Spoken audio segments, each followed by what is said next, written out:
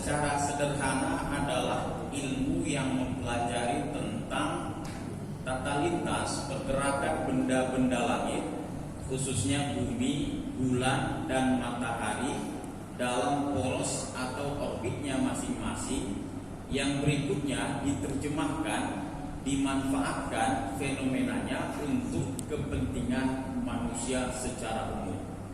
Khusus di dalam Islam, ilmu ini berguna dan bermanfaat untuk hal-hal yang berkaitan dengan ibadah.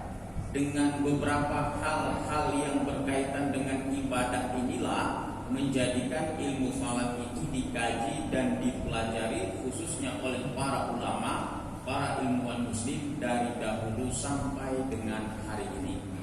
Jika kita tarik dalam sejarahnya ke belakang, terbentuknya alam semesta ini atau jagat raya ini ya, yang diawali dengan apa yang disebut dengan ledakan besar atau dentuman besar atau Big Bang.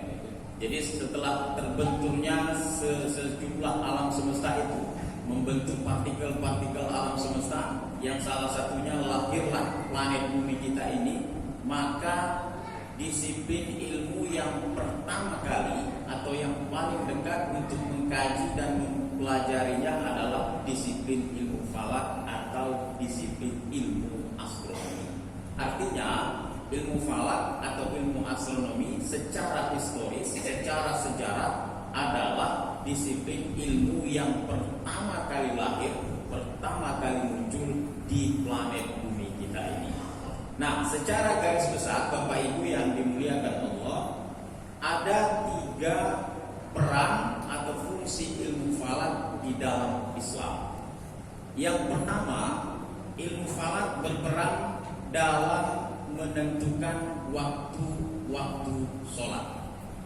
Seperti kita tahu bahwa waktu-waktu sholat di dalam Islam itu tidak boleh dikerjakan dalam sembarang waktu. Tidak boleh sebelum waktunya tiba dan tidak boleh setelah habis waktunya. Apa dalilnya? Yaitu firman Allah dalam surat An-Nisa ayat 103. Allah berfirman, "Innas sholata kanat 'alal mu'minina kitaban mawquta." Sesungguhnya sholat itu adalah satu kefarduan yang telah ditetapkan waktunya atas orang-orang yang beriman. Jadi ayat ini menjadi panduan umum bahwa setiap muslim ketika hendak sholat tidak boleh sebelum waktunya tiba atau setelah waktunya habis. Berikutnya melalui hadis-hadis dari baginda Rasulullah Sallallahu Alaihi Wasallam diperjelas, didetailkan tentang waktu-waktu sholat itu. Dalam hadis Nabi, khususnya hadis imamah, yaitu hadis ketika Nabi beserta malaikat Jibril mempraktekkan waktu-waktu sholat di area atau di emperan Ka'bah. Ketika itu dijelaskan intinya waktu zuhur itu adalah ketika tergelincirnya matahari atau zawal. Waktu asar adalah ketika bayang suatu benda telah sama panjang. Waktu maghrib adalah ketika terbenamnya matahari. Waktu isya adalah ketika hilangnya awan merah atau syafaq. Dan waktu subuh adalah ketika munculnya sebuah fenomena langit yang bernama fajar. Dalam hal ini adalah fajar shadiq, yang diawali lebih dulu dengan munculnya fajar kazib. Yang menjadi pertanda waktu subuh adalah fajar shadiq. Lalu akhir waktu subuh ditandai dengan muncul atau terbitnya bundaran matahari di arah timur, atau itu yang dikenal dengan waktu syuruk.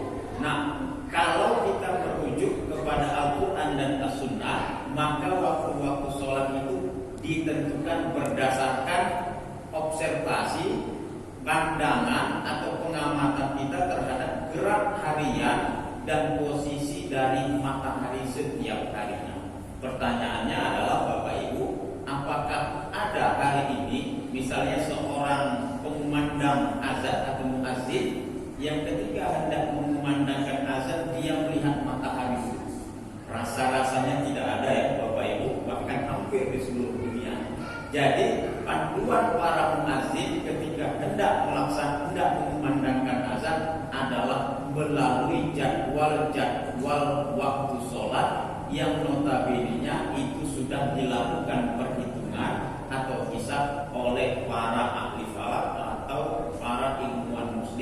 yang mendalami bidang ini. Jadi gerak-gerak matahari itu jam berapa terbit, terbenam, berapa ketinggiannya, berapa sudutnya, berapa deklinasinya, dilintang dan bujur berapa dan seterusnya. Itulah yang diformulakan, yang dirumuskan menjadi rumus-rumus matematis, yang itu hasilnya adalah jadwal-jadwal sholat yang biasa dan kita gunakan dalam kehidupan kita sehari-hari dalam melaksanakan sholat. Intinya di sini Bapak Ibu, bahwa ilmu falak berperan dalam menentukan atau memersiskan waktu-waktu sholat kita, sehingga kita yakin bahwa ketika azan berkumandang itu artinya telah masuk waktu sholat, bukan belum masuk waktu sholat. Itu yang pertama. Yang kedua, ilmu falak berperan dalam menentukan atau mempersiskan atau mengakurasikan arah kiblat setiap muslim ketika hendak melaksanakan sholat. Bapak Ibu yang dimuliakan Allah, menghadap kiblat ketika sholat itu adalah syarat untuk sah sekaligus berkualitasnya sholat yang dilakukan oleh seorang muslim. Yang namanya syarat dalam fikih itu adalah sesuatu yang harus ada dalam ibadah, yang kalau tidak ada maka ibadah itu tidak sah. Dalam hal ini menghadap kiblat adalah syarat untuk sahnya sholat. Tadi Ustaz Hendra sudah sedikit memberi gambaran Bapak Ibu, kalau kita sholat lari misalnya minimal hanya 1 derajat saja. 1 derajat itu paham ya Bapak Ibu, ada busur 90 derajat, 1, 2, 3 sampai 90. 1 derajat saja, seujung kuku lari 1 derajat saja, maka pergeserannya dari bangunan Ka'bah kalau di Indonesia dari Sabang sampai Merauke itu berkisar antara 70 sampai 110-an kilometer. 70 km sampai 100 km lebih, bukan 100 meter Pak ya. Itu jaraknya sudah sangat jauh. Nah, sudah lewat dari Tanjung Balai saya, lebih kurang ya, lebih kurang dari Medan ke Tanjung Balai, lebih kurang. Tentu di tengah kemajuan sains dan teknologi hari ini, Bapak Ibu yang dimuliakan Allah, sholat yang tidak persis menghadap Ka'bah itu tidak realistis, tidak logis. Bangunan Ka'bah itu tetap, ukurannya tetap, dan dia tidak pernah bergerak, tidak pernah berpindah. Sehingga kalau hanya hendak memersiskan menghadap ke bangunan Ka'bah yang tak bergerak itu dengan teknologi hari ini yang begitu berkembang pesat, itu sangat mudah sekali Bapak Ibu. Kebetulan saya seperti disampaikan Ustaz Hendra tadi mengelola sebuah observatorium Bapak Ibu, yang di dalamnya itu ada teleskop atau teropong, yang dalam pengalaman kami yang sudah berjalan hampir 7 tahun itu bisa melihat dan menangkap citra benda-benda jagat raya, Jupiter, Saturnus, bintang-bintang, rasi-rasi bintang yang jaraknya jutaan kilometer itu bisa ditangkap Bapak Ibu sekalian. Bahkan benda langit itu bergerak, berjalan ya, bisa ditangkap, bisa dipotret, bisa ditangkap citranya, bisa diolah dan seterusnya. Apalagi kalau hanya sekedar menghadap ke bangunan Ka'bah yang jaraknya dari kita di Indonesia ini ke bangunan Ka'bah itu berkisar antara 8.000 sampai 13.000 kilometer saja. Yang jutaan kilometer itu bisa ditangkap dengan teropong atau teleskop, apalagi kalau hanya bangunan Ka'bah. Karena itulah saya informasikan di sini Bapak Ibu, menurut salah satu mazhab dalam Islam, dalam hal ini mazhab Asy-Syafi'i, salah satunya Al-Imam An-Nawawi dalam karyanya Al-Muhazzab, beliau menyatakan sholat seorang muslim betapapun dia jauh dari bangunan Ka'bah diwajibkan untuk menghadap ke bangunan fisik Ka'bah, yang kalau lari tidak persis maka sholatnya batal. Wa illa batalat sholat. An-sahihah indana annal wajiba isabatu ainil Ka'bah wa illa batalat sholat. Adapun yang wajib menurut kami, menurut mazhab Syafi'i, bahwa yang wajib adalah isabatu ainil Ka'bah, menghadap ke bangunan fisik Ka'bah. Kalau tidak maka sholatnya tidak sah. Nah, saya pribadi Kenapa? Karena teknologi kita ada. Perkembangan teknologi begitu mudah untuk mendeteksi arah di mana saja dan kapan saja.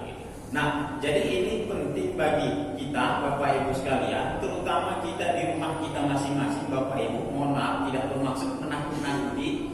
Jangan sampai Bapak Ibu hidup di rumah Bapak Ibu itu bertahun-tahun, berpuluh-puluh tahun sampai beranak cucu, tapi belum yakin Bapak Ibu betul nggak ketika sholat di rumah itu persis menghadap ke bangunan Ka'bah. Karena itulah boleh jadi jangan-jangan tidak persis menghadap ke bangunan Ka'bah yang disampaikan Ustaz Hendra tadi, apa yang kita doakan tak pernah cepat terkabul. Nah, itu boleh jadi. Jadi penting bagi kita, bagi keluarga-keluarga kita, dan terutama masjid-masjid kita untuk memersiskan dan mengakurasikan arah kiblat. Kalaupun andai saja sebuah masjid atau musola lari sehingga menyebabkan tidak nampak estetisnya, tidak indah, agama atau fikih itu bukan perasaan, Bapak Ibu. Agama itu adalah dalil itu dengan ijtihad itu tentu dengan ilmu dan segenap perangkatnya. Maka kalau itu sudah dilakukan, mau tidak mau dan jadi harga mati, itu harus diterima. Adapun masjid kita ini tadi ayahanda dengan menggunakan instrumen HP saya tadi ini, saya pas dulu di sini, insya Allah mudah-mudahan sudah pas. Tapi dengan catatan masih pakai instrumen yang sederhana, kompas yang ada di HP saya ini. Kalau mau lebih persis, nanti insya Allah kami dari GMPI atas arahan dari Ustaz Hendra punya program untuk mengakurasikan masjidkah, musolakah, lapangangkah, atau tempat-tempat yang biasa dilakukan untuk sholat berjamaah. Insya Allah kami siap untuk turun tentunya atas arahan Ketua GMPI. Jadi alat yang biasa digunakan itu namanya teodolit, yang hari ini terhitung sebagai alat yang paling canggih untuk menentukan dan mengakurasikan arah kiblat. Ada satu cara lagi, cara alami yang terjadi dalam satu tahun 2 kali. Ini boleh diingat dan dicatat Bapak Ibu, yaitu momen ketika terjadinya Rosdul Kiblat, yaitu momen ketika matahari persis berada di atas Ka'bah, yang ketika itu jatuhnya bayangan sebuah benda dari benda yang tegak lurus, maka arah bayangannya itu akan menghadap ke bangunan Ka'bah, termasuk dari posisi kita di Indonesia. Yang itu terjadi setiap tanggal 28 Mei jam 16.18. Nah, ini mungkin ini yang terdekat Bapak Ibu, silakan dicatat dan diingatkan dan nanti dipraktekkan di rumah, di lapangan atau di tempat mana saja. Tanggal 28 Mei jam 16.18 pada hari itu, pada jam itu tegakkan satu tiang lurus, maka jatuhnya bayangannya itu akan menghadap ke belakang sana, arah ke sana, tapi arah kiblatnya adalah kebalikannya. Tegakkan satu benda lurus, bayangannya akan mengarah ke belakang, tapi arah kiblatnya adalah kebalikannya. Akurasinya Bapak Ibu itu 99% akurasinya. Dan ini sudah dilakukan oleh orang Barat dan juga oleh orang Timur, dan juga sudah dikaji oleh para ilmuwan Muslim sejak berabad-abad silam. Ini yang kedua, intinya ilmu falak berperan dalam menentukan, memersiskan arah kiblat seorang muslim, sehingga setiap muslim bisa dengan yakin dan dengan yakin tentang arah kiblatnya dan tentang kesahihan menghadap kiblatnya. Yang ketiga, yang terakhir Bapak Ibu yang dimuliakan Allah, ilmu falak berperan dalam menentukan jatuhnya tanggal 1, apakah Ramadan, apakah Syawal, dan apakah Zulhijjah, dalam kaitannya menentukan tanggal 9 dan 10 Zulhijjah. Bapak Ibu yang dimuliakan Allah, adapun perbedaan penentuan awal bulan yang biasa terjadi di negara kita ini, ada beberapa hal, atau persisnya ada 3 hal yang menyebabkan, atau 3 faktor. Yang pertama, perbedaan metode. Yang kedua, perbedaan kriteria. Yang ketiga, rangkuman dari yang dua ini, perbedaan ijtihad. Jadi semuanya menggunakan dalil yang sama, ayat yang sama, hadis-hadis yang sama, tapi menerjemahkannya, mengijtihadinya, memahaminya yang berbeda. Kita masuk dalam beberapa konsep yang digunakan di Indonesia. Setidaknya Bapak Ibu sekalian, ada 3 konsep yang berkembang di Indonesia. Pertama, menggunakan metode ruqyah. Yang kedua, menggunakan metode hisab. Yang ketiga, menggunakan metode gabungan yang disebut dengan imkan ruqyah. Ruqyah ini digunakan, yang paling populer di Indonesia adalah oleh NU, Nahdlatul Ulama. Intinya, hilal itu harus ditengok, harus nampak. Kalau hilalnya nampak, maka saat itu juga masuk tanggal 1 Ramadan atau 1 Syawal. Kalau hilalnya gak nampak, maka malam harinya itu pada saat itu belum tanggal 1, tapi masih tanggal 30 Syawal. Artinya bilangan bulan yang sedang berjalan digenapkan menjadi 30 hari. Intinya harus ditengok, harus diruqyah dan seterusnya. Metode yang kedua yang digunakan misalnya oleh Muhammadiyah, menggunakan hisab. Intinya adalah secara perhitungan, karena gerak benda-benda langit itu bersifat eksak, terbit, terbenam, berapa ketinggiannya itu sudah bisa diperkirakan, bisa dihitung. Maka menurut Muhammadiyah, asalkan hilal sudah berada di atas ufuk, berapapun ketinggiannya, karena secara peredarannya sudah sempurna selama 1 bulan, berapapun ketinggiannya 0, 1, dan seterusnya, maka menurut Muhammadiyah tidak perlu ditengok, asalkan sudah positif, hilal sudah wujud setelah matahari terbenam, maka tanggal 1 sudah dinyatakan tiba. Kalau setelah matahari terbenam, hilalnya tidak wujud di atas ufuk tapi sudah tenggelam, dalam arti hilalnya masih atau sudah negatif, maka pada malam itu belum tanggal 1. Artinya awal bulannya ditunda menjadi keesokan harinya.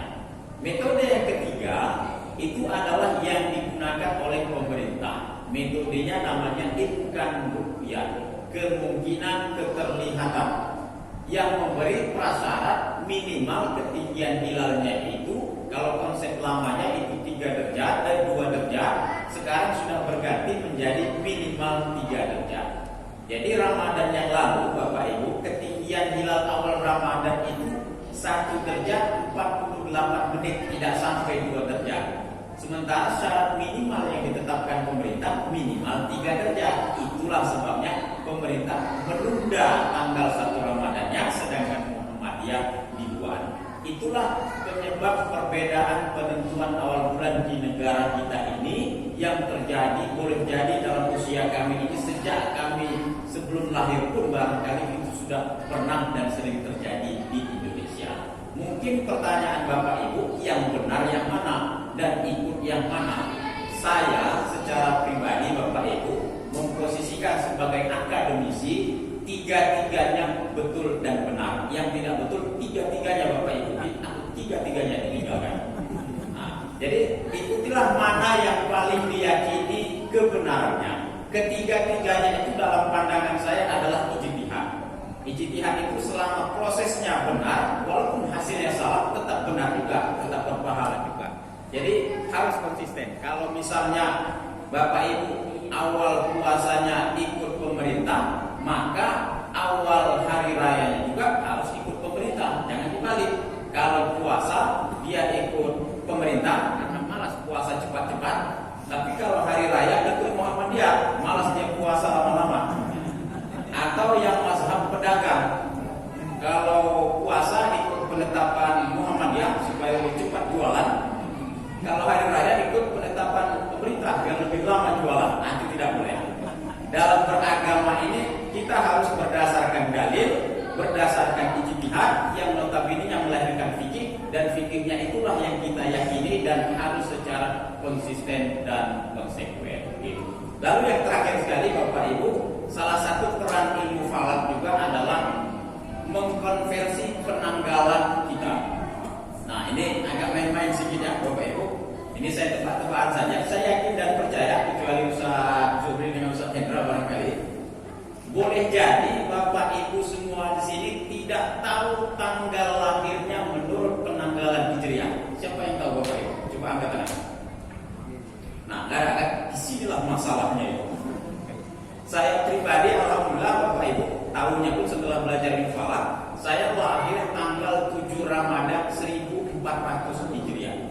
bertepatan 20 Juli 1980. Lihat, hijriahnya saya tahun 1400, berarti usia saya berapa? 43. Masehinya saya 1980, berarti usia saya 42. Kenapa berbeda? Pertanyaan lagi, usia Nabi ketika wafat berapa? 63. Ingat, itu di penanggalan Masehi. Kalau dikonversi ke penanggalan Hijriah, kalau dikonversi ke penanggalan Masehi, usia Nabi wafat itu bukan 63, tapi 61. Karena 1 tahun Masehi 365 atau 66, 1 tahun Hijriah itu 354 atau 355. Ada selisih 10 atau 11 hari yang dalam kurun waktu sekitar 30 tahun lebih itu akan terakumulasi menjadi 1 tahun. Karena itu usia Nabi 63 tahun Hijriah dikonversi ke Masehi menjadi 61. Jadi Bapak Ibu yang sudah 61, ingat itu adalah usia ketika Nabi sudah wafat. Tingkatkanlah amal ibadah masing-masing. Nah, pertanyaannya Bapak Ibu, macam mana bagi kita yang tidak tahu tanggal lahirnya dan seterusnya? Dalam hal ini lagi-lagi ilmu falak bisa menghitungkan tanggal lahir Bapak Ibu semua seberapa banyak pun, insya Allah. Saya pribadi 7 Ramadan 1400. Ustaz Sudi masih ya? Masih ya? Ustaz Sudi masih ya? Soal masih. Dan Bapak Ibu khususnya jamaah di ruangan ini kalau mau dicarikan boleh dituliskan di kertas atau dituliskan ke WA, dikirim ke kami, terutama ke saya. Insya Allah nanti akan saya carikan tanggal lahirnya. Tapi dengan perjanjian ya Bapak Ibu, kalau nanti membuat perayaan terutama ulang tahun atau milad harus dirayakan di tanggal hijriahnya. Kalau tidak tak mau saya. Kenapa? Nah, ini kenapanya yang penting. Kenapa?